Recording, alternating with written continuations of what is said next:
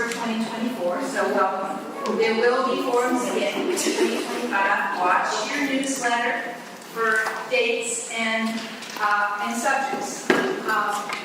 As most of you know, Forest Commons is an Aging in Place initiative for the neighborhood of Forest Park, with the goal of building community and helping neighbors through life's transitions and making sure that we all live the lives we want to live now and in the future.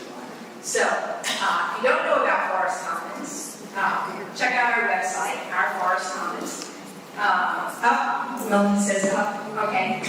And have a couple of announcements, and then I'm going to introduce our wonderful panel.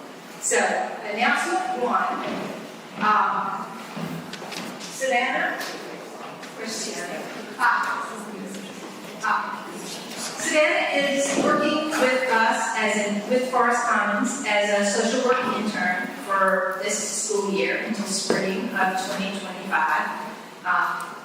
She may be talking to you. She's also available to help with simple technology problems. And she's going to be interviewing some neighbors to get a little bit more history of the neighborhood. So just wanted to have you put a face to a name. Thanks very much. Second, save the date. There is the second annual Forest Park Art Walk, November 16th and 17th, from 2 to 5. Some of you probably met last year. It was really wonderful to get to see the great art that's done by our neighbors. And so please enjoy it again. There's always a flyer about it and more information on the listserv. But save the date.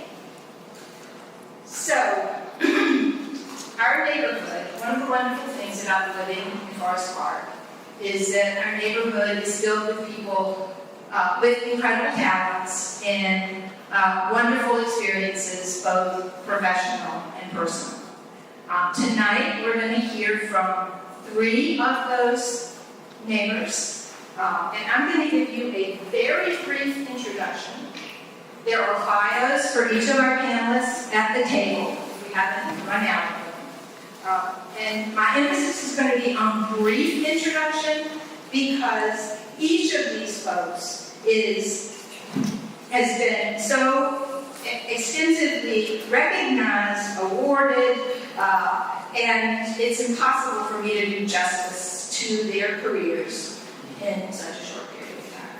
So, without further ado, let me start with Edwin Harris, who most of us know as AD. AD is the University Architect Emeritus for North Carolina State University. He served as the University Architect for over 30 years, from 1966 to 1998. During that time of tremendous growth, he was responsible for co-planning both the original and Centennial campuses, and overseeing some 60 major buildings and additions on the campus. AD also taught at the College of Design and co-founded the firm Envirotech. AD is the winner of national design competitions and the recipient of numerous awards for his work. Since his retirement, he's focused his talents on painting, as some of you probably have already seen. You'll get another chance to see it in the upcoming Art Walk on November 16th and 17th. So, second, Roger Clark. Roger is a North Carolina State Professor Emeritus of Architecture. He taught at State in the College of Design from 1969 to 2013. Before coming to State, Roger taught at the University of Virginia.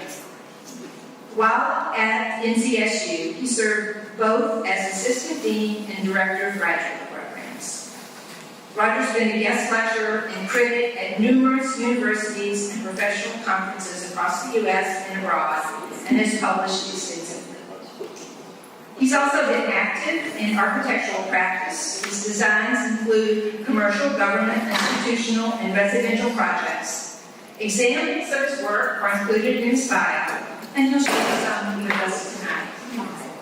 And finally, Richard Wilkinson, also a professor emeritus of landscape architecture.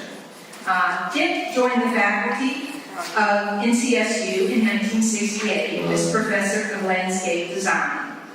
He taught there until 2001, serving as department head of landscape architecture and also developing the Masters of Landscape Architecture program. Prior to his time at NCSU, Dick practiced with the Pittsburgh firm of Simmons & Simmons Landscape Design and was on the faculty of the University of Michigan. At State, Dick founded the Design Workshop to provide clinical experiences for students. He was involved in a range of significant projects across the state for local, state, and private clients. In addition to their professional expertise and experience, all three of these panelists have lived in Forest Park for over 50 years. Just stop for a minute and think about that.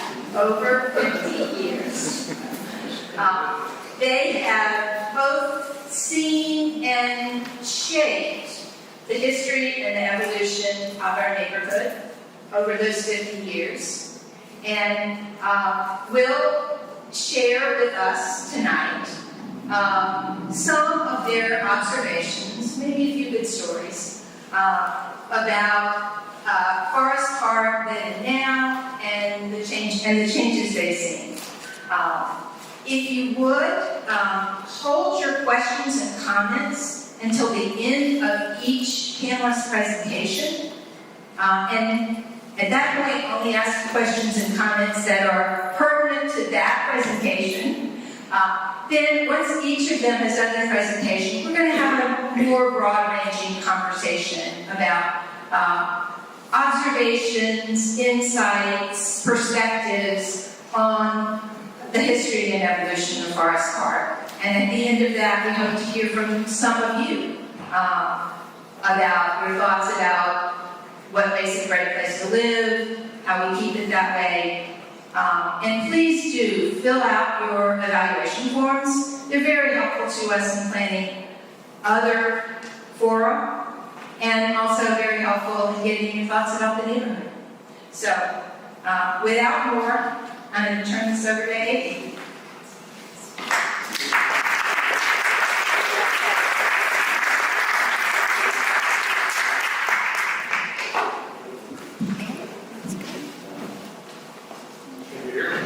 No. Can you hear me now? Yes. Thank you for coming out, and I wanted to thank two marvelous Melendez for putting this together, and Susan and David for helping me with my slideshow. But I've got to, I just have to talk louder.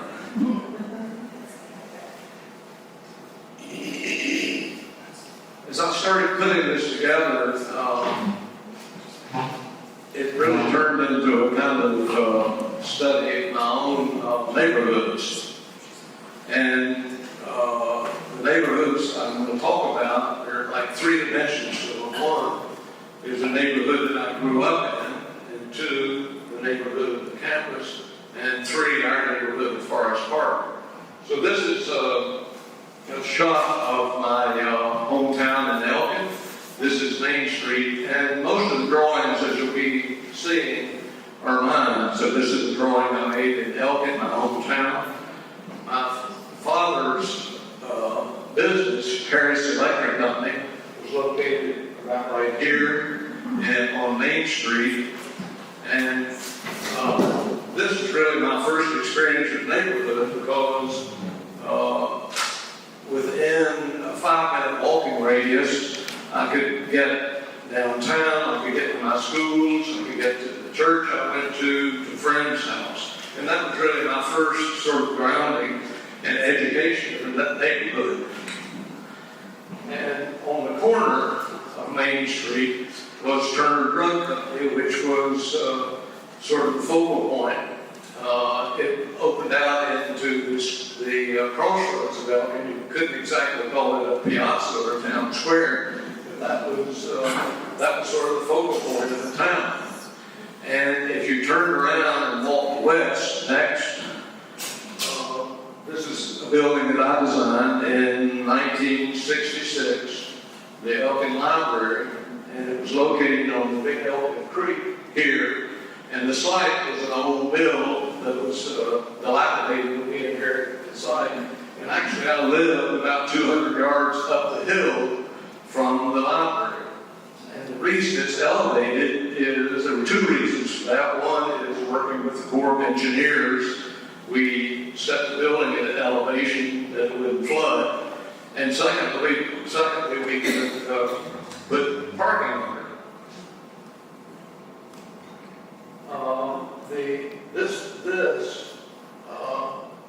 was the reading room, and it had a wonderful view of the dam, and the beautiful Episcopal Church was just across the way there. So the view really dictated next. Oh, guess what?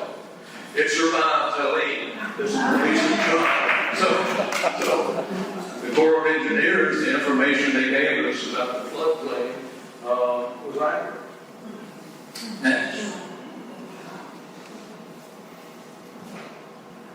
I moved to what was then Cameron Park in 1953. Was anybody here living in Cameron Park in 1953? Anybody? So what does that make me? But the reason I moved to Cameron Park is this was the fraternity house that I joined, and there were these elegant structures all along Hillsborough Street. And this fraternity house actually was right, I think, where Hawthorne Road is. So I lived a semester in the fraternity house, and then the next semester I moved into an attic of some house that's behind the fraternity house, and I cannot identify that house now. It's sort of disappeared. The reason I came to Raleigh in 1952 was to go to the School of Design, which Henry Caphefner had started in 1948. And it became, I think, one of the best design schools in the country. And it was a very exciting place. We had amazing faculty, and there was great energy there. And I won a architectural competition called the Parish Knives that enabled me to spend a year traveling and studying in Europe and attending the Okay, next slide. And in school, really I had majored in architecture, and I had focused on building design, and there was some regard, but not a lot of emphasis on the spaces between buildings. And so when I got to Europe, specifically when I was driving from Vienna to Venice, stopped in Udine, Italy, and this was really one of the most mind-blowing experiences I've ever had, was going into this piazza that I've tried to capture here in Udine, Italy. And that was really opened completely a new world for me about the spaces between buildings. And so I spent a year traveling, drawing the architectural outlines in Europe. But specifically, I think I really began to think about the spaces between buildings. I'm coming from. Okay. I arrived at this piazza at night, and it was lit up, and it was one of the most mind-blowing architectural experiences I had. Second only to going in Chartres Cathedral with the organ going full blast. But this is among the most memorable architectural experiences I've had. Next. So I spent the year, as I said, traveling, and this, of course, is this is Venice, of course, and spent a lot of time there in Florence, Paris, Rome, and next. And of course, one of the most incredible open spaces is the Piazza San Marco. And I had a memorable experience there. Is at Bucky Fuller, and I happened to be there. And Bucky introduced me to what he called the Dr. Pepper of Italy. Next. Siena, and just happened to be there when the famous Hollywood took place. That's the horse race that races around the perimeter of this piazza. And this is a remarkable space, and like as a lot of piazzas that we visited in Italy, they're able to successfully integrate cars and people in the same public space. There are cars around the periphery of that. Something we haven't quite mastered here. Just under next. And this is in Bruges, Belgium. And this is a drawing just to illustrate the impact that I learned that architecture can have on the character of open space. Next. Then this evolves into neighborhoods and campuses. This is a shot of Princeton. Next. And this, you recognize that one, Ron? Yes. That's the Jefferson's Lawn at the University of Virginia, perhaps one of the most, one of the greatest academic or campus spaces in the world. And that's the Rotunda Library over in the right, which is a half-scale model of the Pantheon, one of the great buildings. And then you can start to see the arcades coming around to the left. And this in terms of creating an academic neighborhood, this is really the one that has greatly influenced me, because around this green open space, the lawn, you had the instruction, you had academics, you had food service, you had all the aspects of university life. Next.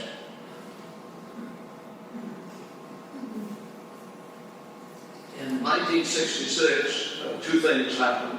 One, I bought this house on Hawthorne Road, and two, I came to work at NC State. Next. This is an aerial view of this campus from about 1954. And Forest Park is here. This is the Bell Tower, Hillsborough Street, Bullen Road. And I want to call your attention to two things. One, the School of Design, when it started in 1948, was located in three two-story wooden army barracks located right there. And ironically, being educated in those barracks for like 3 years in studios, it was one of the best learning environments I've ever been in. And I'm trying to figure out why, but it was just amazing. If you'll notice, the designs, this was the original Hill Library on campus. And the so-called Matsumoto wing is under construction right there. You can see it. So the school design had moved from the center of the campus, actually I was like in fourth year, back over to this part of the campus where it resides now. But there's always been a great relationship between the university and our neighborhood. There's been a lot of faculty there. I think I've counted at least 12 School of Design faculty who have lived in our neighborhood. But there's always been a strong relationship. We've had chancellors, deans, department heads, faculty, staff, certainly students living in counterparts. So I think the relationship between those two neighborhoods has always been there. Next.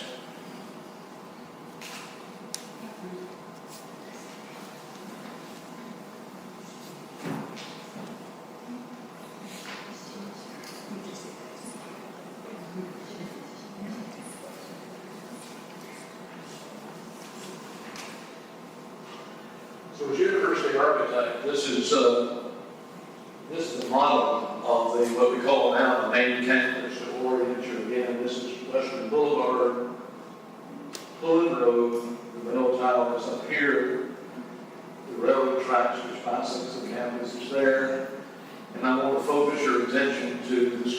design area right there. Next. So we've zoomed in. This is the original library. This is the Matsumoto wing, another addition. This is what was named for Henry Kampfer called Hall. And I studied university environments that I think I concluded, and I think a lot of people agreed with me, that this is one of the really best academic environments on campus. And I try to understand why, and I studied that a lot. And I think that if you go to the next slide, I attempted to analyze that. This is the Oriental again. This is the original library, Matsumoto wing. And if you look at this diagram, I think that one of the things that make this such a wonderful environment is that the buildings enclose a beautiful landscape courtyard. And I think another thing that makes it successful is a diversity of activities. There are residence halls, and go back and imagine Jefferson's Lawn. Within this space, there were students living here. There was a gallery. There's a library. There was food service in the bottom of that dorm. And there was administrative space and, of course, academic space. And incidentally, I just met with Dean Hopperson, the dean of the College of Design now, and he says that one of the things missing in the area now is any level of food service. This one in the basement of the dorm was closed down, and the school tried to put a snack bar in the basement of Camp Effort Hall, but it went broke. And Dean Hopperson said that now the faculty are very interested in getting some level of food service to put up in the library, which is a really growing trend now. Academia is incorporating food in the libraries. If you've been to Hunt Library, you can see that working very well. But the vision is that they can put food service here, open it out into the open space, part of the gallery. But anyway, this became, for me, a sort of guiding principle for doing campus planning. So think of this neighborhood. Go to the next slide. So, to orient you again, are you oriented this slide or no? Anyway, this is the area we talked about. Here is the School of Design.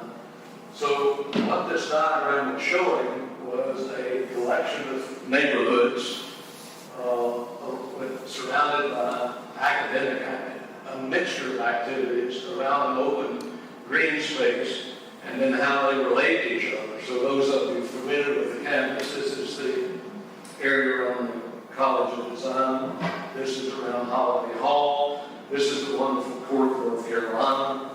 This is the Brickyard, and these are the residential quads. So that really the concept of neighborhood on the campus scale became really the chassis of master planning. Next.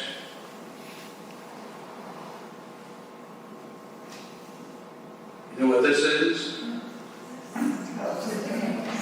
Centennial Campus. This is Lake Raleigh. This is 440. And this was a imagined build out of what the campus could be like. The black represents buildings. This, of course, is Lake Raleigh. The Hunt Library is right there. And this was intended to be the sort of main focal point of Centennial Campus, called the Oval. And the first buildings that were built on Centennial Campus are like here. This was the first neighborhood on Centennial Campus. Next slide. And this is an aerial shot made some time ago, but this is the first neighborhood on Centennial Campus. The first building built on Centennial Campus here was designed by Roger Clark.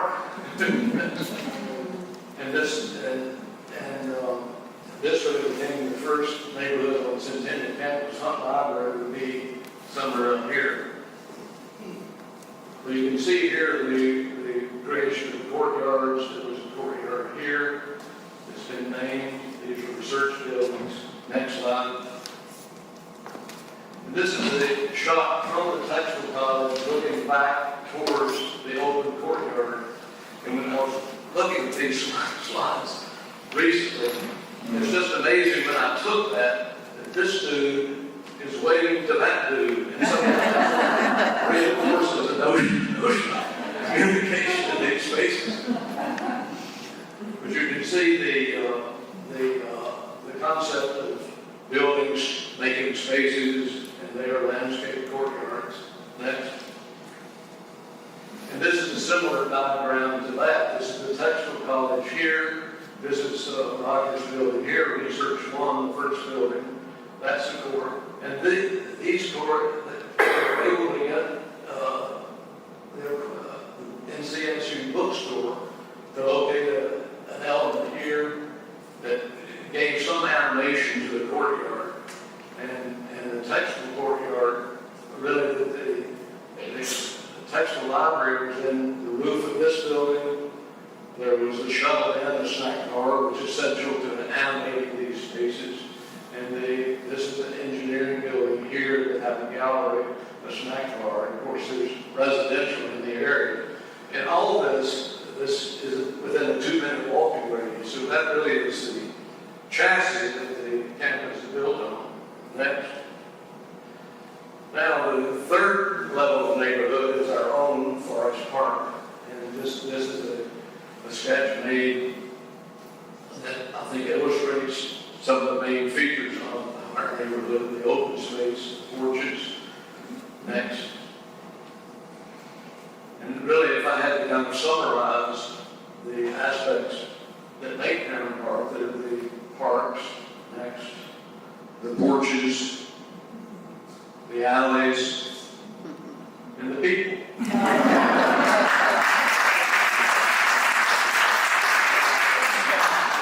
And Venice, I think, has reduced his mileage from 30 miles a day down to 10. So he's, and the other thing about this photograph is that we've all found that it's a lot easier to walk in the streets than it is on the sidewalks. And that's something going ahead that we maybe could improve.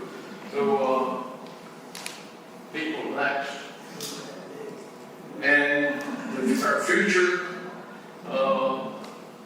entrepreneurs next. Granddaughters and grandfathers.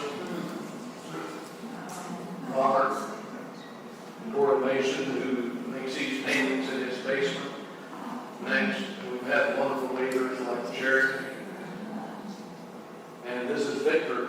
Now keep your eye on this piece of wool that I had to have purchased in Scotland in 1959. So keep your eye on that. Next. And this is Brent Wilson. Oh my gosh. And everybody knows Brent. And if Brent grew up in the neighborhood, and if you ever need anybody to sing the national anthem for you, Brent will do it. I think so. The Lord of Derby and others. Next.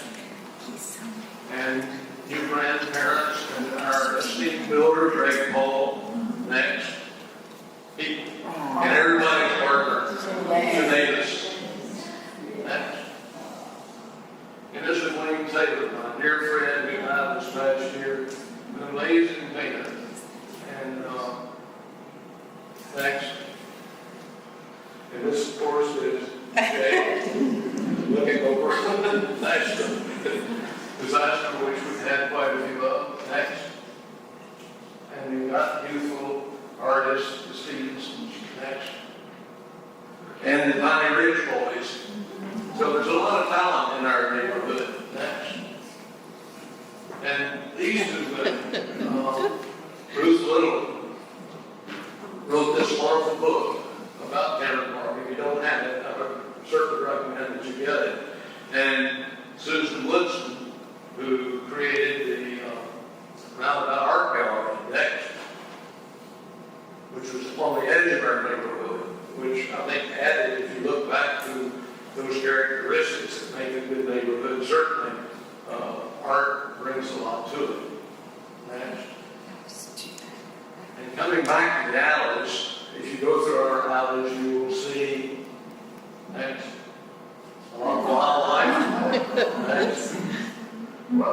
Next. And Bill. And the dogs really are sort of, I think, the essential glue that holds us together. Next. And you see a lot of construction going on all the time. And in the alleys, you will see beautiful gardens.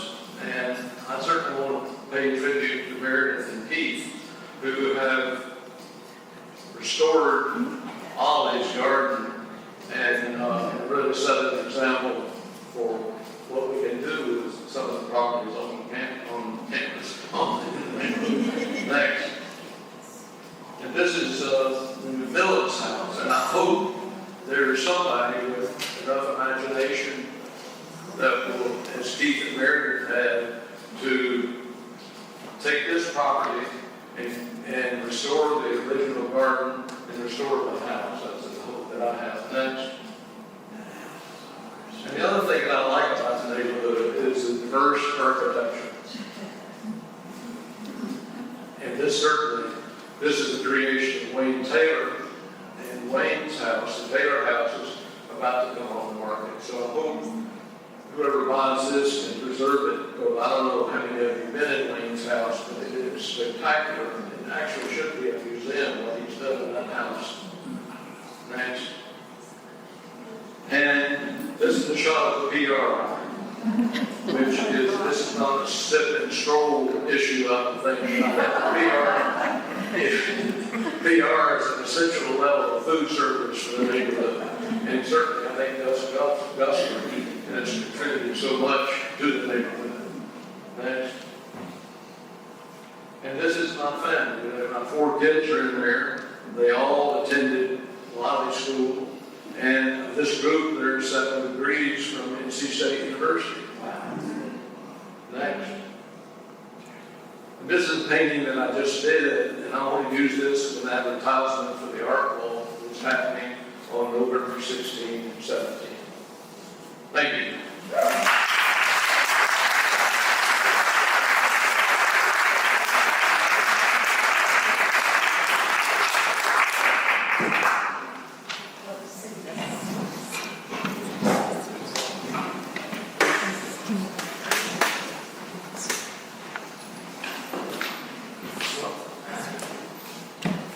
I can't top that. So I'm going to show you some of my architecture.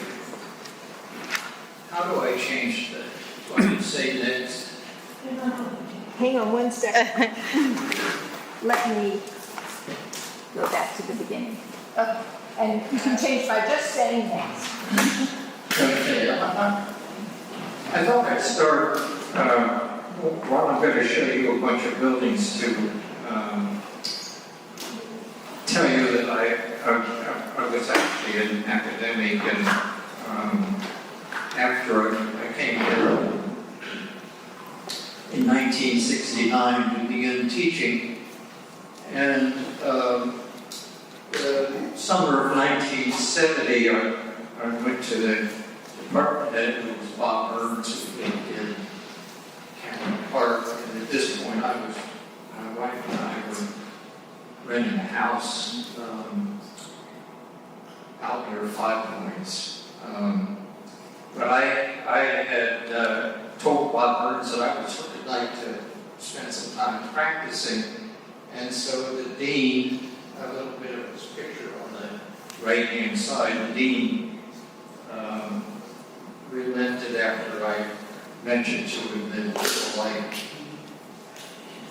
Edward Catalano, Matthew Nowitzki, and George Matsumoto had been faculty prior to my being here, and that they all practiced. And then, so he relented and allowed that I could spend one day a week being an architect. That's great. He couldn't control my evenings, weekends, or summer. So I'm going to show you the results of that practice. I did over 40 buildings, working working with 3 different architects, but I was the design architect. And I'm not going to show you 40 buildings. If we go to the next slide, please. This is one of the earliest buildings. I'm going to show you some buildings that some of you may recognize. They're all in the area. This building was completed in 1973, and its intention was to find a way to preserve, it's in Chapel Hill, preserve Franklin Street and this brick wall which stretched for one whole block at that time on Franklin Street. Also in Chapel Hill, I did a series of spec office buildings for Ed Pizer. I don't know if any of you know Ed, but Ed was a resident of Raleigh. And this particular building is in Easttown, which is across from the Blue Cross Blue Shield building. And the whole intention of this was to find a way, since Ed insisted that his patrons would not, or persons who rented space, would not go from the first floor to the second floor, and he didn't care to have an elevator. And all the expense and maintenance that elevators require. So my intention was that we would make an outdoor lobby, which also meant he didn't have to have actors take up some of his rental space. And so this is a kind of an outdoor lobby, and then the entrance, you go to the next slide. The next entrance to the upper level is a ramp, and the entrance to the lower level is a ramp you can't see, but it's over on the right-hand side. And obviously, the rotunda as such, as we move in as a rotunda, would have in the center of it plantings, and he wouldn't have to build a lobby either and go to the expense of a lobby. Clearly, the ramp and the things we did for his lobby were not inexpensive. But he bought it, and then I actually did three more buildings for him. And the other difference was that between the two ends of the two buildings, we made outdoor gardens. Next. I also did the in Durham, the public service building, which was at that time the gas company. And this building is now actually used by the city of Durham. And it was primarily done on what would be, as you look at it, the left-hand side is a display for them who have had gas things like stoves, ranges, and grills. And the rest of it is all done as a way of shielding glass into the office portion. This was done in 1978, and right after that, did the next slide. Right after that, I did the City Hall for Durham, which is now been renovated and by a different architect. And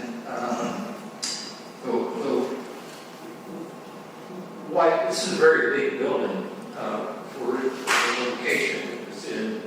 And the white portions are the way to try to break up the length of the building. And they also provide sun shading those, and the brick piers that come down are the vertical circulation. Next.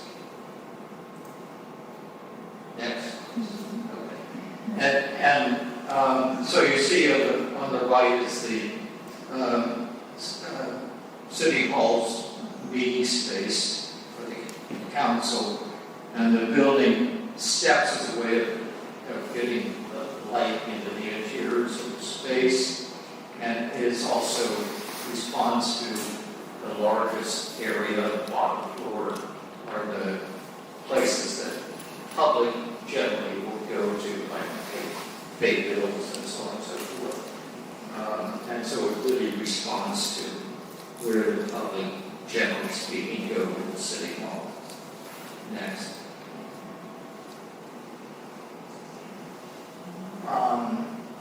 I was fortunate to have done 3 houses.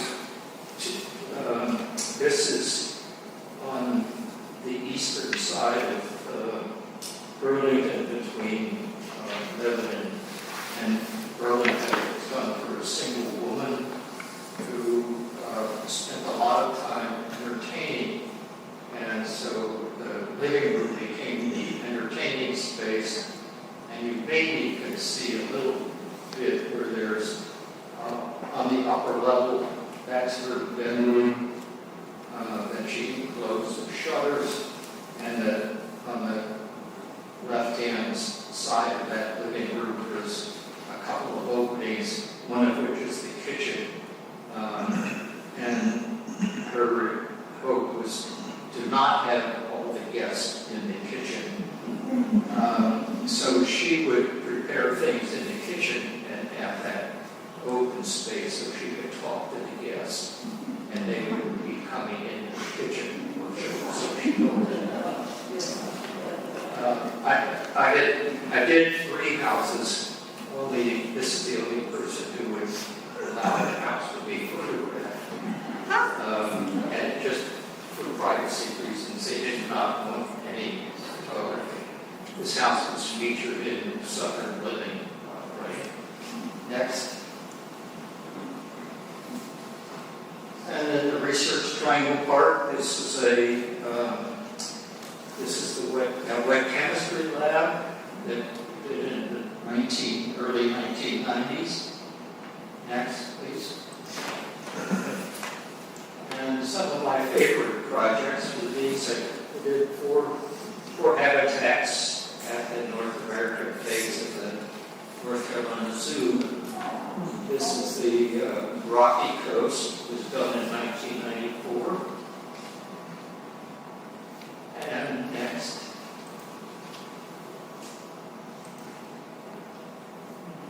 And part of that was habitat for the polar bears. Became my favorite animal. They're most fascinating. Found out that a polar bear could literally knock out a whale underwater with one paw. Amazingly small, interesting creatures. Next, please. And this is called Streamside, which was done a couple of years later, which were river otters, and then you enter a building, and there is what appears to be a continuous stream, but each of their individual areas for each creature along the stream. Although you can't tell that when you look at them. Next, please. And then the Touch and Learn Center, which was an opportunity to provide those kinds of things you find in farms. You can sort of sense it on the right-hand side. natural plant material, and then, next please. And then a way for the animal to seek shelter in a place that the visitor could actually see the animal. We also did the Great Plains, which I didn't photograph. One of the fascinating things in the process of designing this is the relationship between the animals, the zookeepers, and the public, and how you keep them separated from one another. It's a great learning experience. Next, please.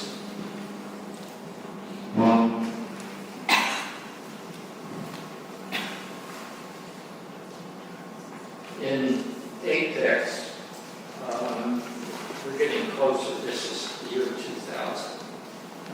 St. Mary Magdalene School, and very, very recently the church. And the people that I did this with were Roger and Susan Cannon, who practice here in Raleigh, former students. And this is this school that we did in 2000. The school is for K through 8, or pre-K through 8, I'm sorry, and next. And the second phase of the school, the first phase is on the left-hand side of the image, and that's that part of the school obviously continues, and then this became more classroom for upper ages, and then the sort of right-hand side of the photograph is the gym, and there's a fairly steeply sloped site. The glass on the top is lighting into a small chapel. Next, please. And if you come in if you go in the front door, then there's this stair and a two-story space.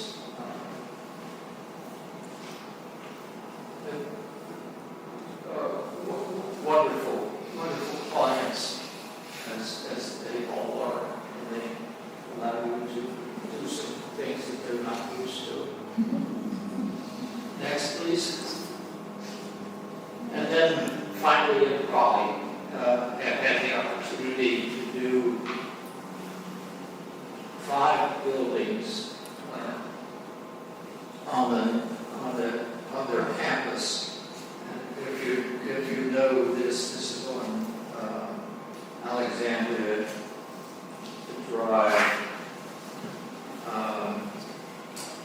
done in 1976,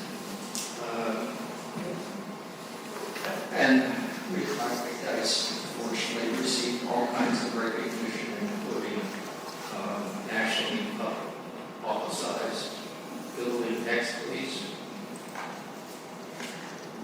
And the interior of that space, because of the steepness of the hill that it sits on, you really, if you come in the door or across the little bridge, you come to a weekday chapel which sits in the whole open space of the church. And we did this in constantly $5, obviously. There's, if you'll notice, when we began, or certainly after the church opened, that space, which is white, is this space that finally somebody said, oh, we should do something to that wall. So we were permitted or allowed or whatever to do the wood wall as the sort of main part of the space. It's one of the things that occurs within the church itself, within the church, is that you can sit under the balcony, you can sit beyond the chapel in a tall little space where you can sit where this photograph was taken, which is just a tall space, and there's a skylight above that gives light in the mornings to the crucifixion and the wood wall. So it really becomes a different space depending on where you have your favorite seat, so to speak. Next, please.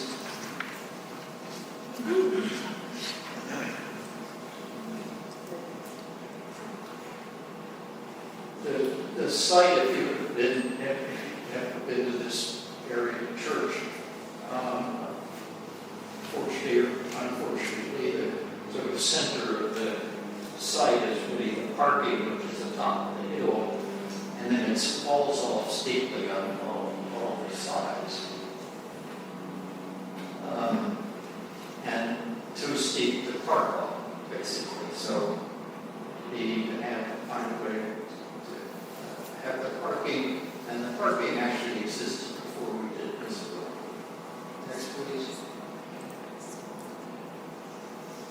And on that same site, this was the school.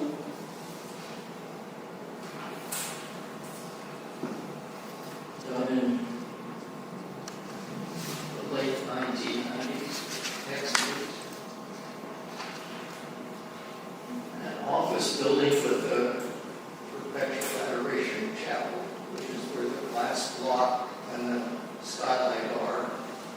And then there's one, I don't have a slide yet, one clear piece of glass where you see the little tree thing that actually looks out to the courtyard. Next, please.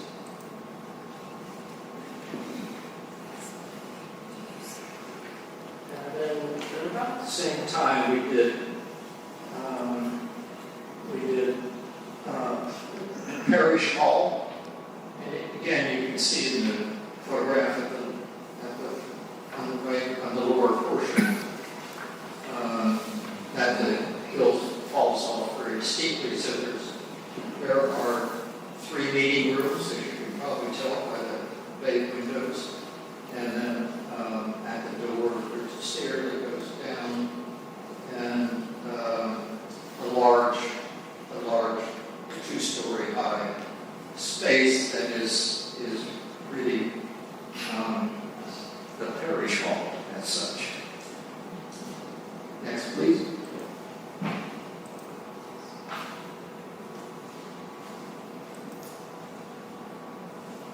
It's rebellion. Sorry. Well, Thank you. Yes. okay, and the last building on this campus was the Parish Recreation Center, which is obviously their gym. And it is at the level of all the automobile circulation, and then underneath that is actually parking, which is the parking that is at the level, the bottom of the parish hall that we just looked at. This building was finished 10 years ago. And next, please.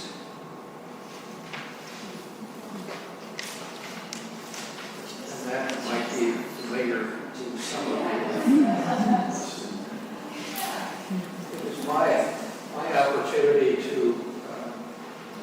I should tell you that when we moved into Cameron Park in 1973, and there was a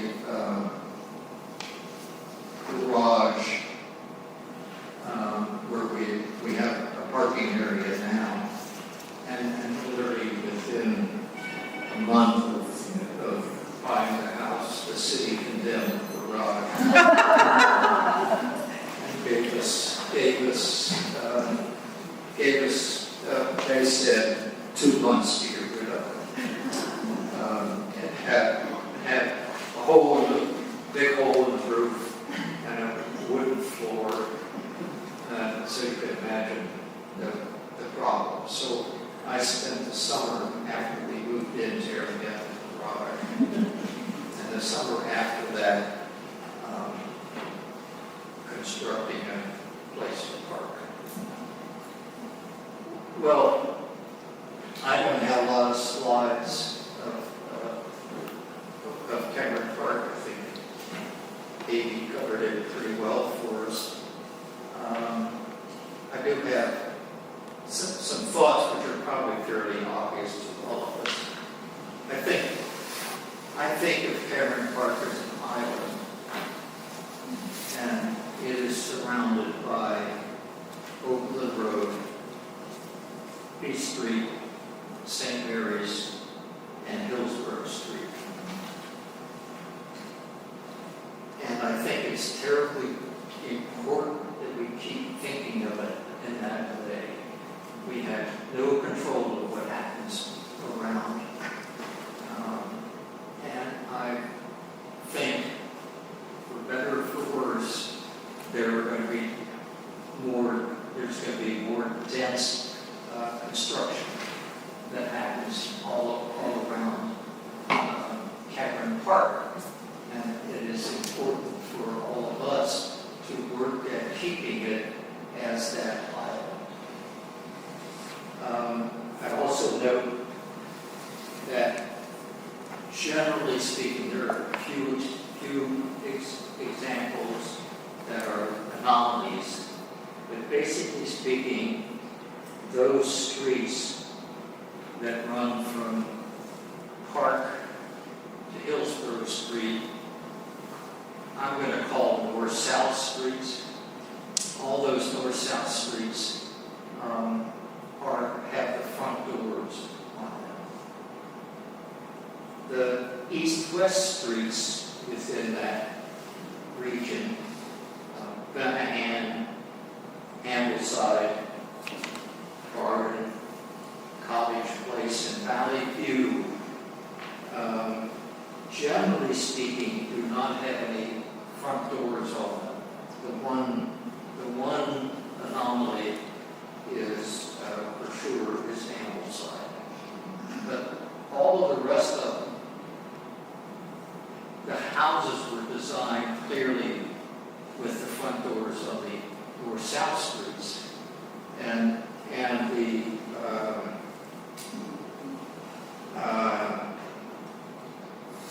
owners, in a couple of cases, have turned their side entrances into their main entrances. But that's not the way the houses were designed. From Park Drive to Peace Street, including West Johnson, obviously, the roads run east-west, and then all of the houses face those east-west streets. I think there again, it might be one example, but the continuation of West Park and the continuation of East Doors do not have out main entrances on those streets. So I find that kind of an interesting switch. The other important thing is that I see Cameron Park as a series of zones. We begin at the street, then there's the sidewalk, then there is the front yard, and then there's the porch, and then there's the house. So they run from public to private, basically speaking, in in steps, transitions. What has happened over time, I think, is that there are increasing in the front yards fences. Most of them open, but fences to keep the dogs in. And or bushes, so that the front yards, in my opinion, are not nearly as open as they were when we first moved in, and are seen more as more private than they had been originally intended. So there is that kind of wonderful transition from public to private. And in the end, however, I think the critical thing are the people who live in the neighborhood. They are what make the neighborhood as wonderful as it is. Thank you.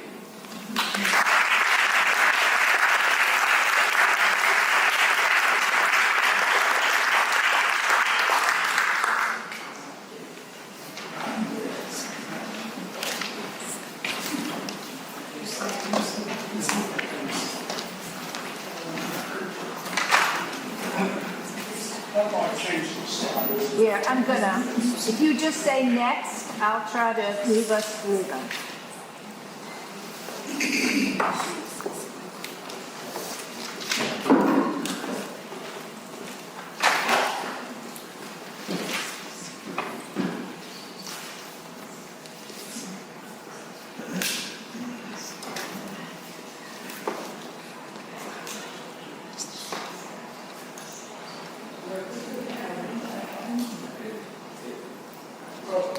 That's my new name.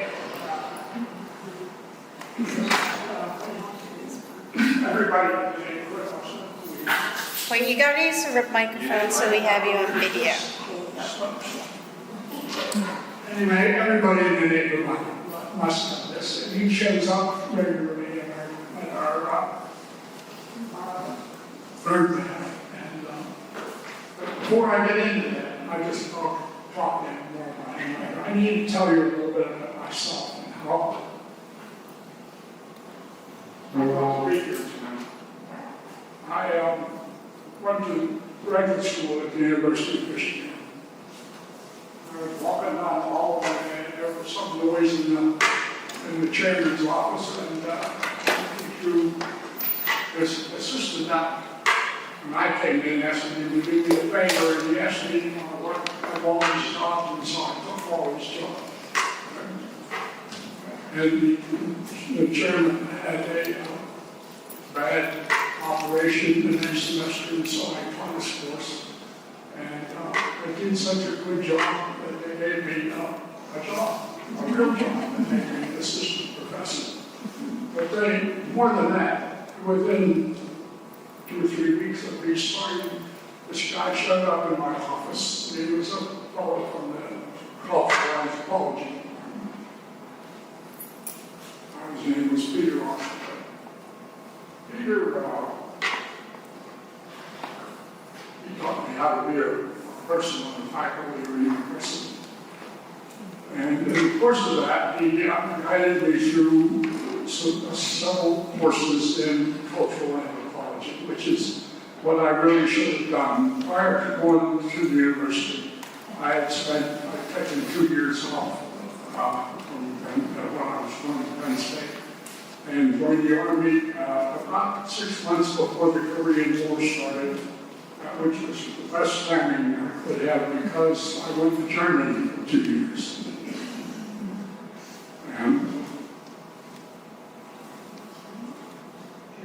the serious thing about that is that I was in a field artillery battalion, and we were in the service battery, and the part of the service battery that did the heavy lifting is where I was assigned. And so I lived for 2.5 years, it was almost 30 months, with 40 black guys.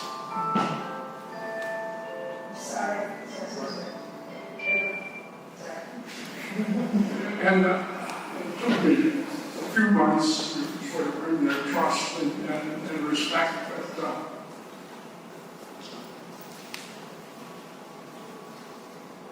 it did me more good than anything that ever happened to me. But notwithstanding, I came back and worked in Pittsburgh for a little while and decided that this wasn't going anywhere. So I went home one day and told my first wife, Doris, that we were going to move to Ann Arbor and I was going to go to school. So I ended up teaching at the school, and I was there for 8 years. And I was there during another great transition when they took the department out of the School of Art and Architecture and moved it into the School of Natural Resources. And so they had a way of doing things there that I discovered by accident. They had a room, I think with a big table in it, and there was always 8 or 10 or 12 people sitting around this table, and there would be graduate students and there would be faculty, and they were drinking coffee. So I would go and drink coffee, and I didn't really know what was going on. And finally, one of them asked a man named Kyle Crane, who was the water policy guy. And he said, why do you come over here and drink coffee with us and never say anything? We don't know who you are. What are you doing? So I told him what I was doing. And he told me what they were doing. Then this was the way they managed their graduate students, and they taught the bachelor class. And not for all intents and purposes I was. But they said if I'm going to get there, I had to do something. So a couple of weeks later, I came and I had, within the confines of the department, I had a project that required that I tell the city, figure out what the city could do with the drainage. It's not the word I want. The word I want is the flowage rights to the river that runs through the city. And so I did that, and it took me 3 years. And I bet you I was in more church basements than anybody else in town. And every once in a while, my wife would show up and ask me how I was. But anyway, I put this, I told these guys this. The thing about it was all guys, and except for Rachel, and she was pretty good. Anyway, as a consequence of that, the department moved over to the School of Natural Resources, and I finished my tenure there, and did some other things, but they're not pertinent to what we're doing tonight. And I got an offer from one of my students who came down here to teach, and he called me up one day and said they needed a department head, and are you interested in it? And I said, didn't know anything about it, but I came down here on a February day from Detroit. Had all this squishy stuff on this lawn. And in those days, they didn't have a bridge out to the plains. You had to walk out to the plain. And I got off the trolley room, and I came out, and I found my bag on that little tiny track that they used to have. And brought a cab into town, and went over, and somebody came and brought me, and we sat down on that plinth onto which what's the name of the goose? It's on the plinth of the park. Yeah. Yeah. That's what we call it. Okay. Can you hold the microphone a little closer? Well, I put it right there. Okay. So in order to go on, I'll tell you that this is a signal of what's coming, and as soon as Apple makes its decision. This bird is living in our neighborhood because he's been kicked out of his own neighborhood. And he's got cousins and uncles and occasionally fox will come running through the yard. And there's all kinds of strange other creatures we haven't seen before. One of those big furry things that digs holes in the ground and they get rid of him right away. And then somebody did. But anyway,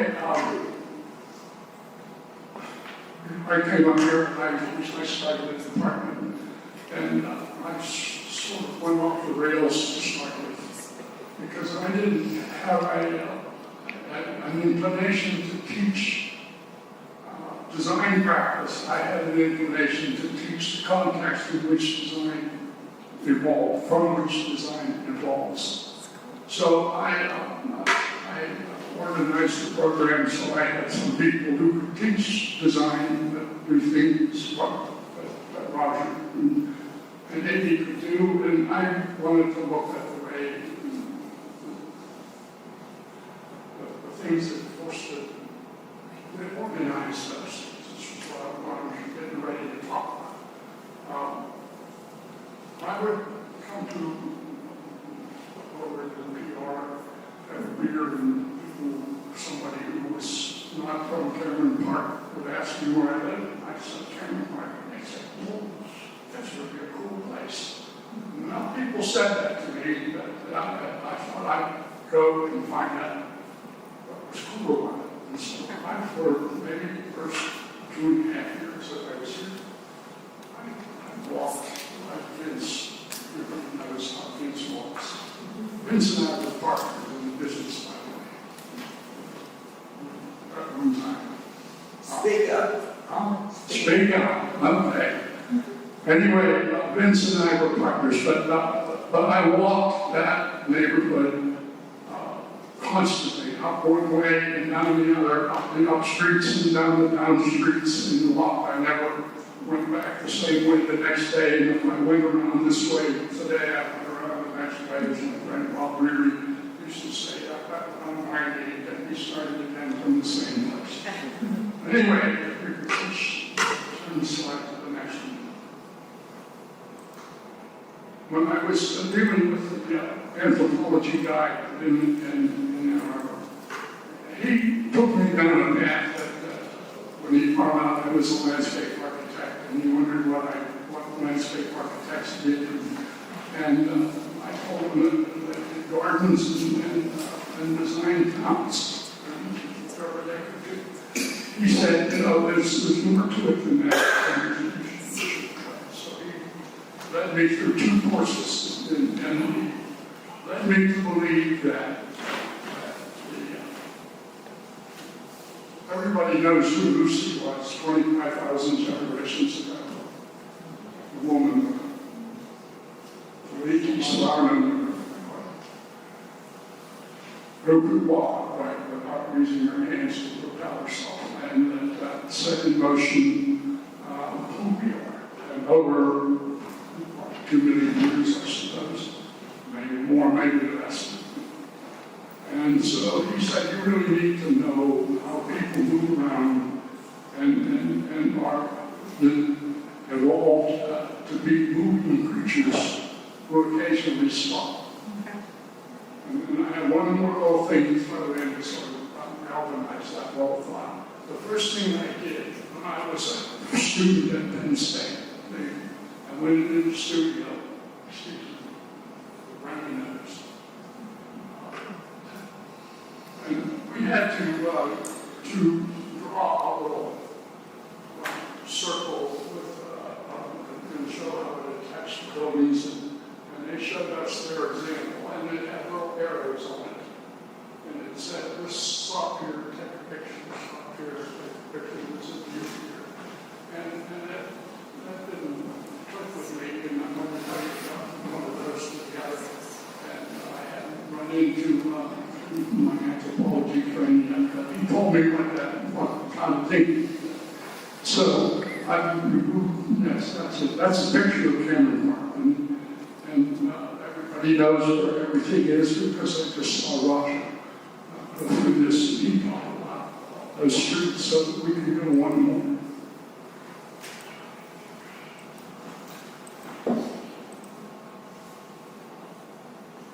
So if you come in the wintertime, in the Hollywood, you look out the window, you'll see this thing just over on the east side of town, about 5 miles out. And you see the pattern of the land here. Probably as clearly, more clearly than you can with a map. You see the gray areas, Yeah. and you see the green areas. The green areas are on the uplands, and if you go to, just put a picture of this in your mind and go to the next slide.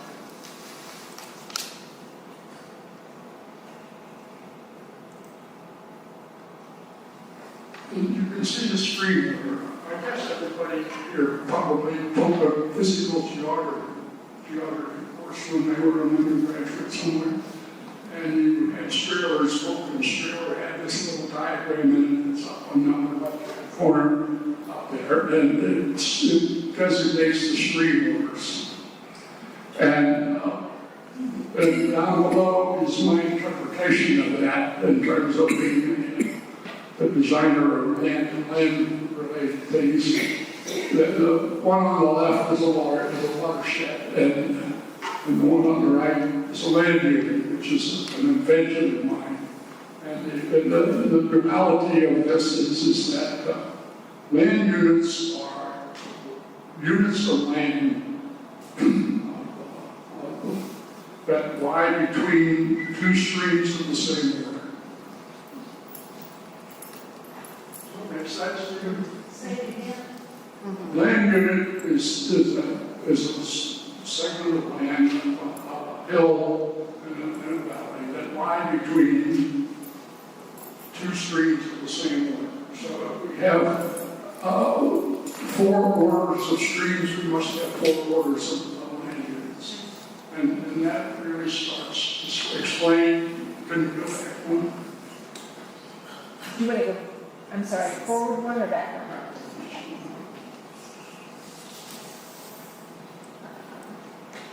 That may be beyond my technical. Okay, anyway, the green on top of the hills is on top of the hills, on the water spreading slopes, on the concave hills. And on on the green is there because there are abandoned farms where soft pine trees and so forth grow, and those are the land units. And the gray is the stream valleys, which are the water gathering slopes on the concave slopes. So, if you look at that, you can see that that's the beginning of the structure of the Cameron Park, because Cameron Park was built the same to adapt itself in this particular situation. When you go, I'm lost in my own brains here. There's Cameron Park with its land units. And the land units, the blue is of course the creeks. And the green things are the land units. And so those are, I think, along when it goes down through Green Park, it was at one time an intermittent stream that they put in a culvert and they put out a couple of weeks ago. And if you have patience, you'll see what happened there. But anyway, those are the land units that are on Cameron Park. So, does that make sense? The next one.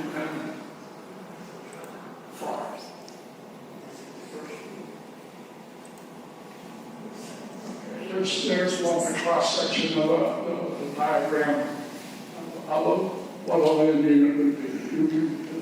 The buildable areas lie above the flex point on the land unit. When the convection comes upon base slopes. In the lower slopes, which are the water veterans, those are usually wetlands with a hardwood scrub.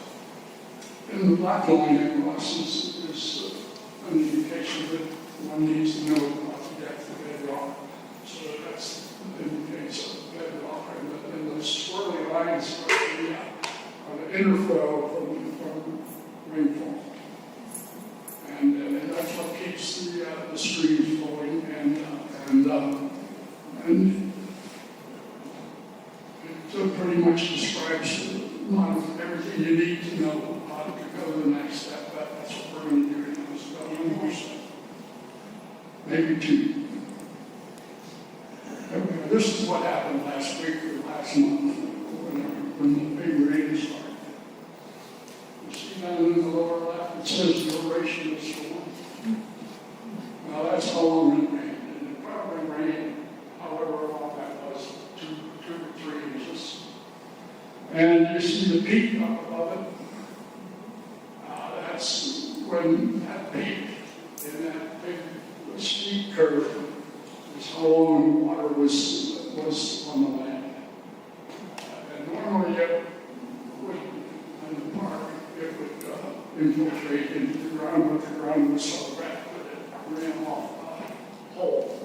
All the water that fell ran off in a hurry, and it tore the place up. And then the second small curve, horizontal curve, is a storm crest of a normal storm, half an inch a week, and its peak flow comes a week later after the peak flow from the storm crest. And the other thing that happens is that this thing, where storm like from when I can't even remember the name of it right now.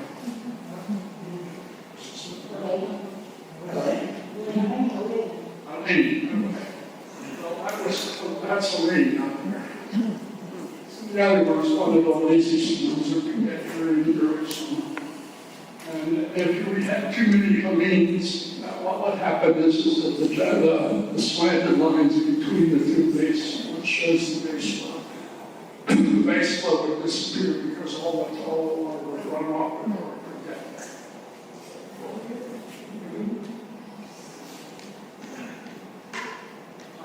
Come take the course in hydrology. This is probably one of the first things you'll see, and that's just a diagram that can make what happened. Well, I didn't happen. Anyways, 1, 2. So I'm going to talk about another thing now, and this has to do with the organization of the park. This is the hard sell for every time I've ever told anybody this. Once you get up and leave the room, once you get up and leave the room, when I tell them what I'm about. Hold the microphone instead. Hold it steady. Speak up now. Anyway,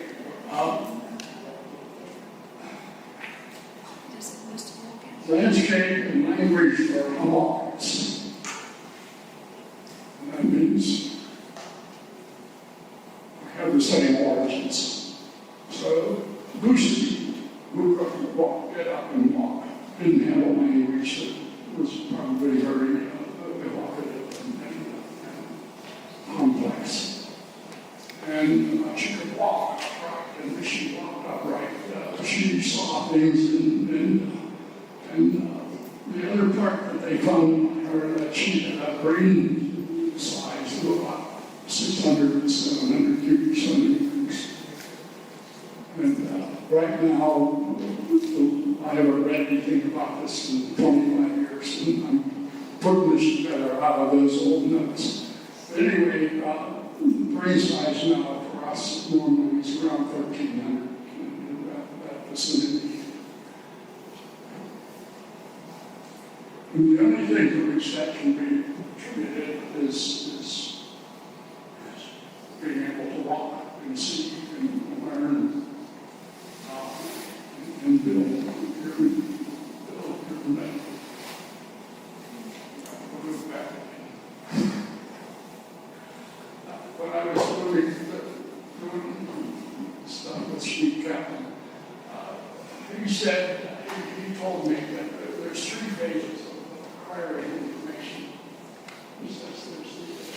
the image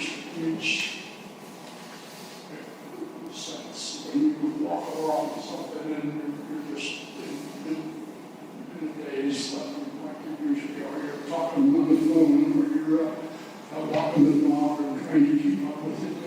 And these things are there and they're an image in your head. But an image is a mental structure with no organization, but it's just completely structured. And if you can make this trip with 20 times, first you'll come to the perception level of recognizing it. And when you come to that, you begin to see the structure of things and the shape of things.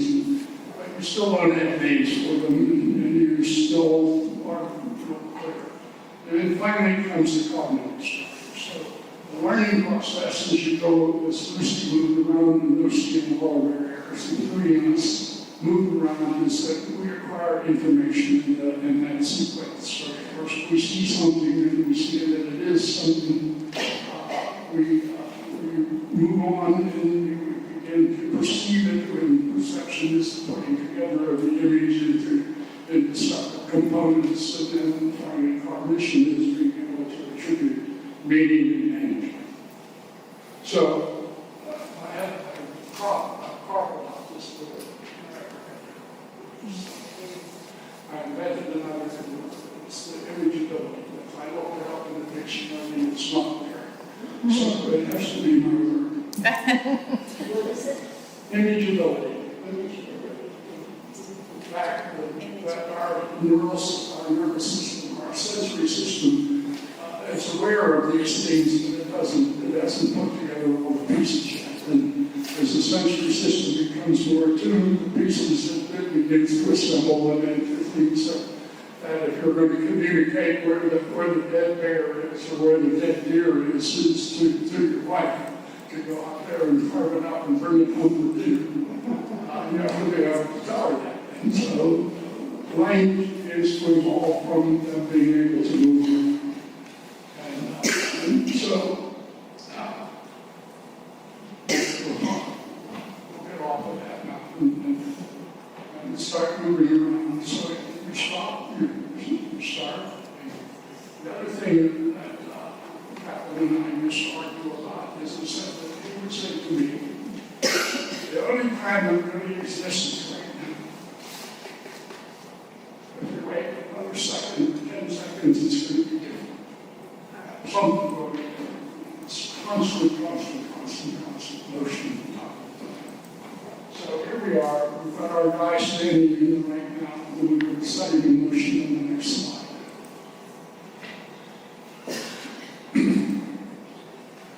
So he's standing there, and he looks down the pathway.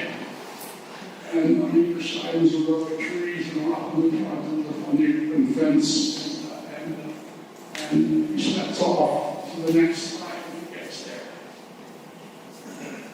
And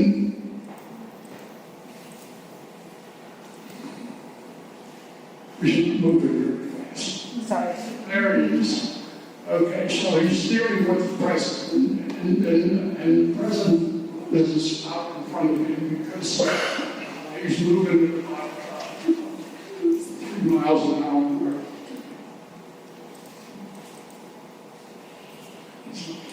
That's not the right thing to say. Anyway, let's just go ahead to the next one. It moves from space to space to space through a volume.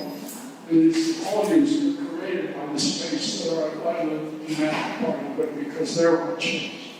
So he's walking along, the woman's walking the dog with him, and in front is walking too fast. Oh, sorry.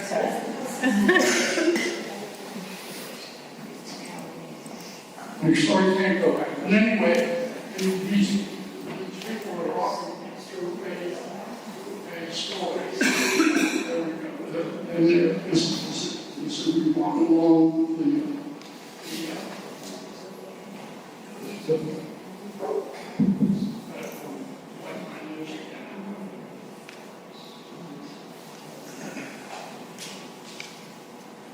you walk along the the complexity of it builds, and it's ordered, so it's ordered complexity. And that somewhat symbolizes the case in Cameron Park. We'll get to that, more than that in just a minute. So if we go to the next one.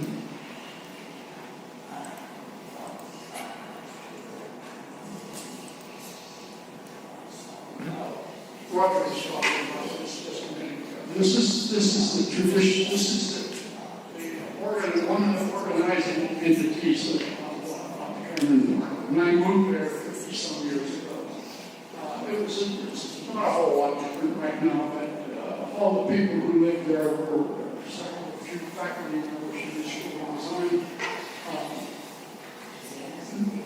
Everybody had lived here together, so almost all of us had this entry sequence from the center of into the house. There were 6 volumes of space defined on the edges, and there were no 2 that were alike, but they all had the same structure and the same complexity of structure. And you can see from the entries about every walk in the sidewalk plaza, the parking access, the parking street. The house, the street has 6 volume spatial sequence. And after, a year of me walking around, I began to realize that. And I realized where it wasn't, and where it was that it had a lot of orders to otherwise vague sensibility, vague images that I had. I knew that I was in a really interesting place. And I still can't believe that it isn't older as it is. So here's another example. This could be the block I live in, or any block that's this one drive. You have a street crossing, a block entry, a plaza where sidewalks come together, and then across the street that isn't the plaza, it is in terms of making decisions and moving along. And you go down the street in kind of an ordered way. Bruce Woods' guitar, I think I know. Kind white.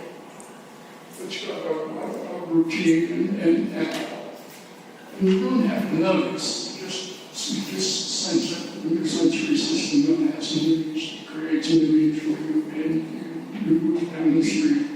And it repeats itself. It repeats itself, and it has there's 2 senses. There's areas and there's paths. And so I'm a path guy and not an area guy. So I'm trying to solve the idea that paths are the make and break in this.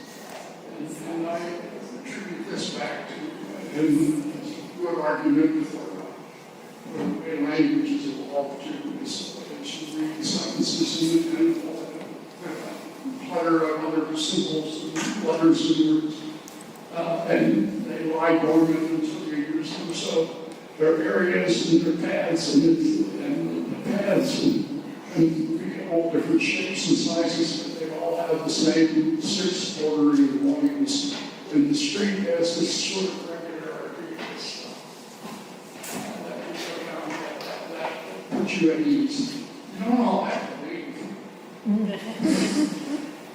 Anyway, we've got to the end of that. I was talking to somebody one day, and we were standing up in Benedict, and there used to be the girls from St. Mary's drove their cars across here from College Street up to Benedict. And nobody was doing anything about it. The city came and put the pillars in, and put the steps in, and so I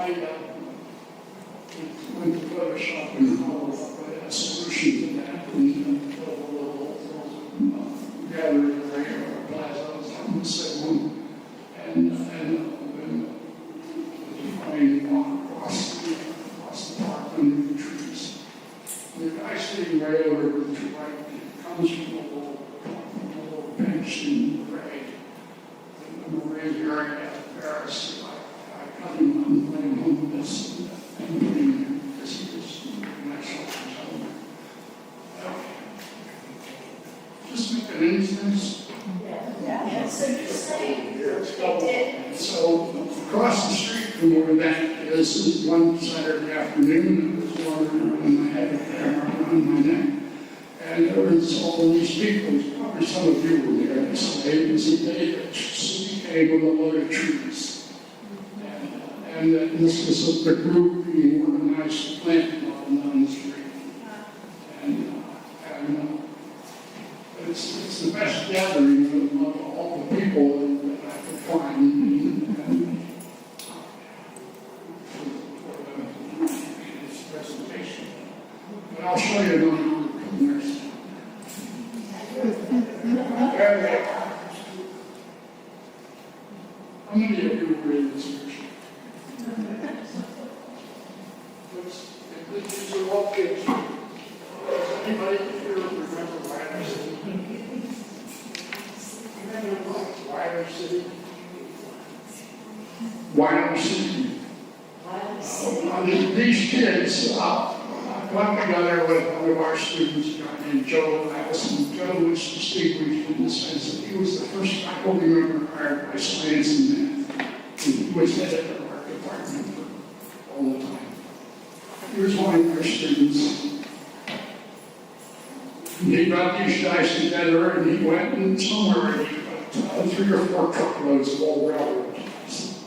And you could see, took a big heap of from the organization, put the railroad ties together into a very complex arrangement. But anyway, all of them, and there's a thing about them that sort of disturbs me. It's the fact that they're all white kids, and they're all boys. The big guy with the bushy head in the middle, he has 3 sisters, and 2 of them wanted to be part of Wilder City, and they just ran them off when the girls came. And they all thought that they were born too many years too late. There's just going to be 3 or 4 more years where that dress was we moved away from Wilder City. Here's a picture that came off our front porch one day, and this is another group from Wilder. And you notice that there are girls and there's guys and they have different ethnic heritages, and it looks like things are working. And this thing came from another thing that I need to explain just quickly. Around the security, he got me at Duke in the Bachelor of Arts in Liberal Studies. And I did it for 3 or 4 years, and 1 semester a year. And I taught a course called Landscape Language. And usually most of the slides came from that. And in the sense that then there was some good response to that. You can call me back. But anyway, that's it.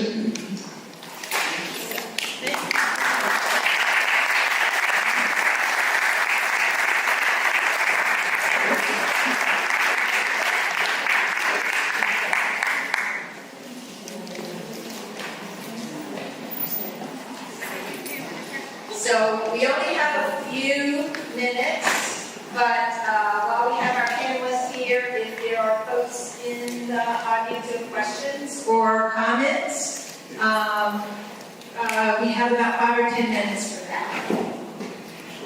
And I'll hand the mic.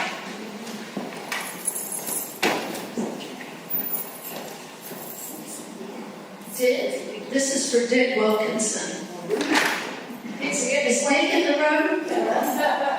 Hey, Dick, during your presentation, I just wanted to clarify.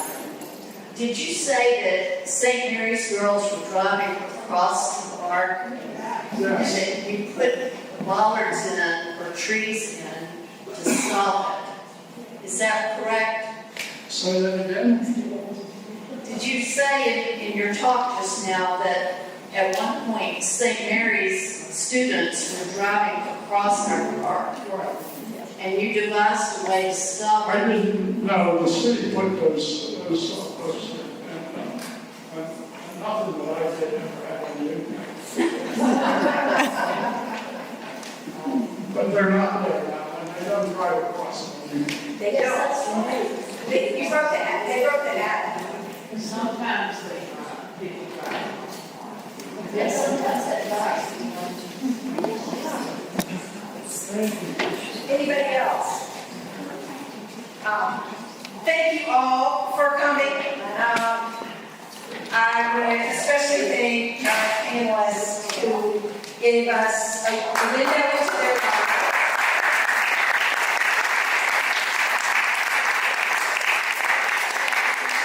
I want to leave you all with a couple of questions that I want you to muse about and bring back with you to the next time we gather, whether that's the art walk or the Christmas party or another forum. And the first question is, so you live in Cameron Park. Why? What about this place makes you think this is a neighborhood I want to live in? I said, you live in Forest Park, and why? What do you love about it? Think about that. What makes it a great place? And then the second question is, so what's it looking like 5 years from now? And how do we make sure that what this neighborhood looks like 5 years from now or 10 years from now means that it's still a great place for all of us and whoever comes next? So take those two questions with you if you want to send an email around to the neighborhood with your thoughts. That would be great. Or just talk to the next person you meet walking your dog. Thanks, Please be Mary. reminded to fill out the feedback form, either leaving it on your chair or give it to Savannah and me as we leave, so we can take that into consideration earlier. Thank you. Thank you all. Thank you.